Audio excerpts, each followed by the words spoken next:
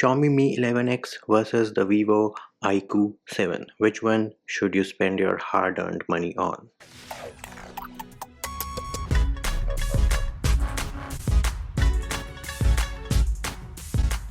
Hey peeps, what's up? Munchie here, back with another video. And in this video, we're going to have a small discussion about whether you should spend your hard-earned money on the Xiaomi Mi 11X or the Poco F3, or should you go with the Vivo iQOO 7. Now, we are on GSM Arena's website and we are comparing the specs. So on the network front, both of these devices have 5G, but the Mi 11X has two 5G bands and the iQOO 7 has one 5G band. 5G in India is not mature enough yet for you to future proof your device. So we're going to let go of 5G. Then coming to the dimensions, right? Both of them weigh under 200 grams, in fact 196 grams for both, and the iQOO 7 is a bit thicker. The Mi 11X is like 7.8 mm, the other one is 8.44 mm. Both of them have dual SIM, dual standby, and no micro SD slot on either of them. Next thing we can do is talk about the display. So both of them have the same panel from Samsung, 120Hz, 1300 nits peak brightness. The edge with the iQOO 7 is it has a better contrast ratio but a slight edge. Screen size, Mi 11X is a bit bigger.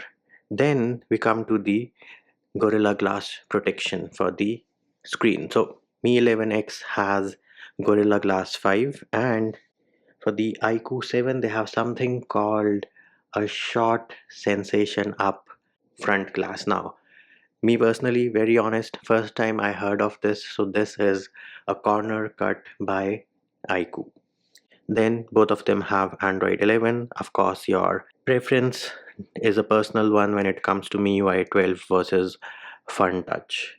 Both of them have the 870 Snapdragon, and GPU is also the same. As I mentioned earlier, no memory card slot on either. Now, internal storage, this is where it gets a bit interesting. The base RAM on the Mi 11X is 6 GB, and one for iQOO starts at 8 GB. However, the Mi 11X has LPDDR5X, and this guy over here, iQOO 7, has LPDDR4X. But an advantage for the iQOO 7 would be it has something called extended RAM, wherein you can get 3 GB of RAM, up to 3 GB from your internal storage. Xiaomi is supposedly working on that feature, but as of now, iQOO has the edge over here considering the fact that it has 2 GB extra RAM and extended RAM. UFS 3.1 over here, but GSM Arena does not mention it.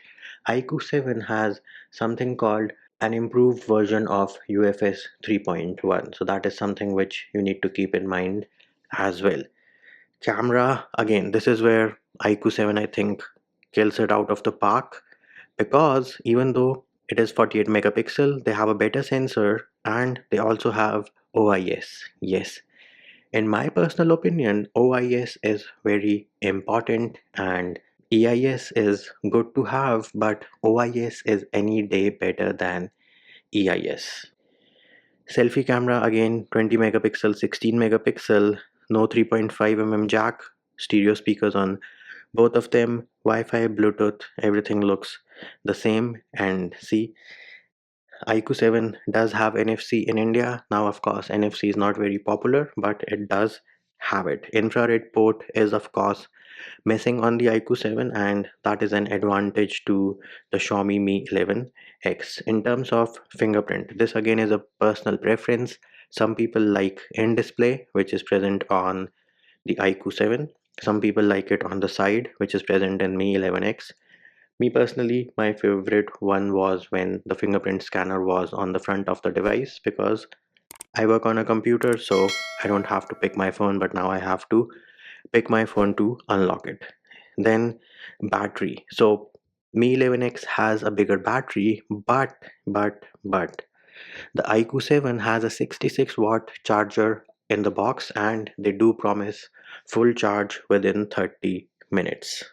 So now that we've discussed the specs, which one should you buy? Let me show you another comparison sheet. So as you can see, the dual chip feature of iQOO 7, which they have been marketing, in my opinion, it is just a gimmick because it is basically MEMC and changing the picture quality, which is present in Xiaomi Mi 11X as well. Display is where, as I mentioned earlier, iQOO cut a corner, but then again, most people do have a screen protector on their devices. So that is something which does give the Mi 11X a slight edge, but a screen protector should be able to protect the screen. Camera, again, iQOO 7 for the win because it has OIS. Same applies for charging, 66-watt charger, even though the Mi 11X has a bigger battery. RAM, 6 GB versus 8 GB on the base variant. LPDDR5X versus 4X, but again 2 extra GB of RAM, and you also get extended RAM. NFC not present, present on the iQOO 7, not used that much in India, but again it is there. Software, I think both of them will provide you 2 years or 3 years of security updates and 2 Android updates. I mean, iQOO did mention it in their launch video that they are going to provide 2 years of OS updates and 3 years of security updates. Next up, we come to the benchmarks and cooling. Now, if you watch Geeky Ranjit's video, the cooling is better on the iQOO 7 and so are the benchmark scores. So that is for your performance part. And let me rewind a little to the cameras as well. iQOO 7 has OIS and the pictures are better. He compared it to OnePlus 9R. The pictures were definitely better on the iQOO 7. So let us assume that the camera is comparable on both Mi 11X and iQOO 7. Now where does Mi 11X have the upper hand? It is in ROM development. That is going to be very good for the Mi 11X. You will have great custom ROM support, but on the iQOO 7 unfortunately you cannot unlock the bootloader, and of course Mi 11X does have the IR sensor as well, which is absent on the iQOO 7. Coming to the price, the base variant of Mi 11X 6128 sells for 29,999. I am not considering any offers or any special offers with any credit cards. Not everybody has a credit card, so we need to compare apples to apples. Base variant of iQOO 7 is 31,999, but do note it comes with 8 GB of RAM and 128 GB of internal storage. The same configuration on Mi 11X is also 31,999. This is where Xiaomi cheaped out. They should have given you 8256 for the price of 31,999. So in my humble opinion, if you were to spend your hard-earned money and you do not care about custom ROMs, then iQOO 7 kills the Xiaomi Mi 11X in all aspects. Again, this is my personal opinion, but that is how it is. Now, if iQOO allows bootloader unlock, send the devices to a few developers who wanna make AOSP based ROMs for it, then there is no beating that device in the price segments, especially for the enthusiast, because we love our custom ROMs, right? We love modding our devices.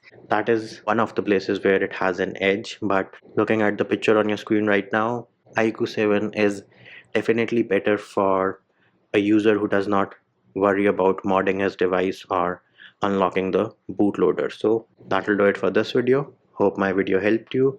Likes, shares and subscribes are appreciated. Feedback and comment more than welcome. See you when I see you.